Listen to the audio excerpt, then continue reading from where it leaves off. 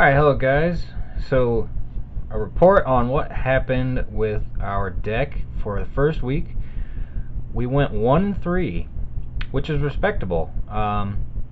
We could have gone 2-2, but those damn time rules got us. But all in all, the deck did fine. There wasn't a single match where we got 2-0'd, so we hung in there. We played trains in the first round. We opened with Imperial Order, which kind of shut him down. He didn't have much he could do after that. And then game 2, they do the normal train shenanigans. And then game 3, it was a close one. We were able to slow him down a little bit, but unfortunately we just didn't have enough to push for game. And he ended up taking it. And then game 2, we ended up facing off against ABCs.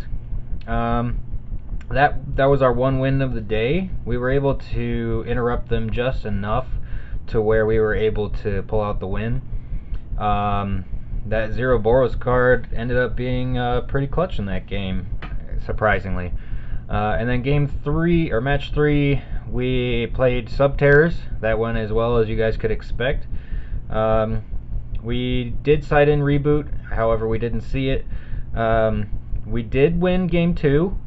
Mirror Force was the Mirror Force surprisingly was our MVP of that game.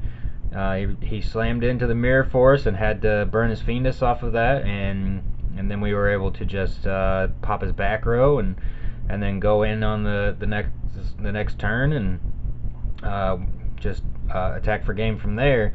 And then game 3 he opens with There Can Be Only One, and of course all of our monsters are dragons in the deck. There is nothing but dragons. So we didn't get to Twin Twisters in time, and we just ended up losing that match because of one card. But that's fine. And then game 4, we ended up playing against Crusadia Guard Dragon. Not the Thunder Dragon mashup that normally it was the true pure Crusadia Guard Dragon. That went pretty well. He kind of bricked, which was lucky for us. He ended up for game 1 and game 3, both times he ended with Hot Red and Equimax, and we were able to just get around that just enough. But game 3, we just didn't have enough to push for any damage, unfortunately. But all in all, good results. So we did get 2 OTS 11 packs and 1 Rising Rampage out of our tournament last night. So we're gonna open these up. Hopefully we get something like a Dingirasu or a Kaina. If we open a Pot of Desires, I can't bring myself to trade that away. It's just such a great card, and it's gonna hold its value. So I would be a fool to actually trade that away. But let me know what you guys think, because if we do end up pulling something like that, we could just we could really progress our deck very quickly. And then Rising Rampage, obviously we're looking for a Prismatic. That's unlikely, but hey, you know, anything can happen. So let's open these packs up. Let's see what we got. So our first OTS pack, man, I love opening packs. I don't know about you guys, but it's just such a great feeling. Alright, so Future Visions, not good in our deck. True King's Return, obviously a good reprint, but not for us, unfortunately. Fortune Lady Light, okay, so maybe somebody's looking for Fortune Lady stuff. We can put this in the binder. Alright, let's go right into our second pack.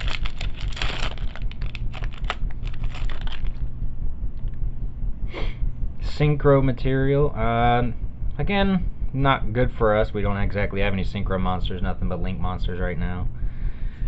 Limiter removal, we don't have any machines, not good for us. And then Subterra Nemesis Archer. So this card actually would have some value. Somebody might want to upgrade their rare into a super rare. So this could definitely help us progress. Alright, and then let's open up our Rising Rampage and see if we can get a secret rare at least. Maybe even an ultra rare. Voltester, Mannequin Cat, Psychic Fervor, return to the normal. We've got a super rare Dream Mirror of Joy, so no secret rare. Fortune Vision, not even going to try to pronounce that. Not even going to try to pronounce that. And then set up our cut. This one we might actually, I don't know, it might help the deck a little, just because it replaces a monster. This might actually end up in the deck. Everything else, it's not exactly going to help us. So that's fine. We got some decent trade material out of that. Nothing bad. We did learn a lot about the deck. Some things I was really wrong about. Dragon Shrine is a lot more powerful of a card than I originally thought. If we can activate Dragon Shrine, we can send our Absolouter Dragon, search out a rocket monster. It just adds to the consistency, really. We'll definitely be putting that in. I did learn a lot as well. I learned how some of the interactions work. Learned how to play around certain decks. All in all, it was a good experience, and I think that we're going to start doing a lot better the more we play with the deck, and obviously when those Megatons come out, we'll have a lot more to trade. For now, week 1 went pretty well, and we did get to do one trade before we left locals. We traded away our third copy of Zeroboros and our Return of the Dragon Lords, and we did get a very important combo piece. We got our Red Eyes Darkness Metal Dragon. It is just a common, but we are happy to get what we can get. So now we have started to get more powerful cards. So now we're looking to get some of those Guard Dragons, so that we can turbo out this card a lot faster. And then after that, we're going to start looking for some more powerful extra deck monsters, and hopefully get our hands on a Boral Sword or Borreload Savage, and really stick to the theme of the deck and start really winning some good stuff. So let me know what you guys think about how we did. If you have any suggestions of how we could play the deck better, what things we could put in, what things we should be looking for to trade, let me know. Leave your comments. Yeah, I think it went really well for week 1, and hope you guys enjoyed it as well.